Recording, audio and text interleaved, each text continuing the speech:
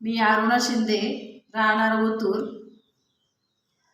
आणि मला स्वतःला आहे ना मोतीबिंदूचं ऑपरेशन सांगितलं होतं डॉक्टरांनी. 1 महिन्यापूर्वी मी ते अमृत ज्यूस घेतलं आणि पिते पण आणि डोळ्यात पण 4-5 वेळा टाकलं आठवड्यातून. तर मला पुन्हा चेक केलं 1 महिन्याने, तर डॉक्टरांनी सांगितलं मोतीबिंदू नाही आता. आणि त्याच्या अगोदर मला किडनी स्टोनचा त्रास होत होता 4 महिन्यापूर्वी.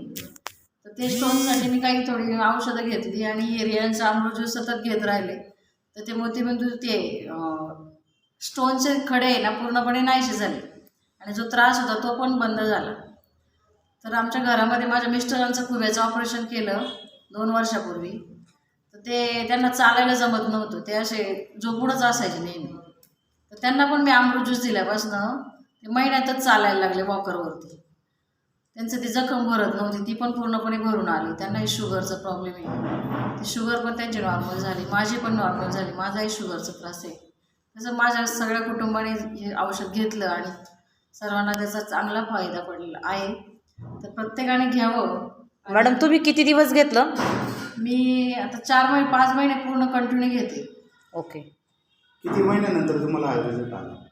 शुगर तर माझी 2-2.5 महिन्यातच माझी शुगर नॉर्मल झाली.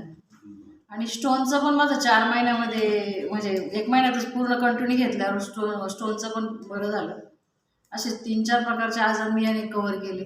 बाकीचे केमिकलचे औषधं खाण्यापेक्षा हिरियांचं अमृत ज्यूस घेतलं ना आता फायदेशीर आहे. तसंच प्रत्येकाने घ्यावं आणि आजारमुक्त भारत अभियानमध्ये प्रत्येकाने सहभागी व्हावं. तुम्ही हे जे घेताना प्रमाण किती ठेवलं होतं घेण्याचं? 15-15 ml घेतलं. सकाळी 15 ml, संध्याकाळी 15 ml जेवणाआधी, आणि सकाळी अनुशापोटी 15 ml घेतलं गरम पाण्यामध्ये. संध्याकाळी तुम्हाला काय वाटतं आता हे सगळ्यांना घ्यायला पाहिजे का? हो, सर्वांनी घ्यावं आणि आपले स्वतःचे आजार पूर्णपणे बरे करावे. प्रत्येकाच्या घराघरापर्यंत. प्रत्येकाच्या घराघरामध्ये घर घर रियाज, हर हर रियाज. Okay, thank you.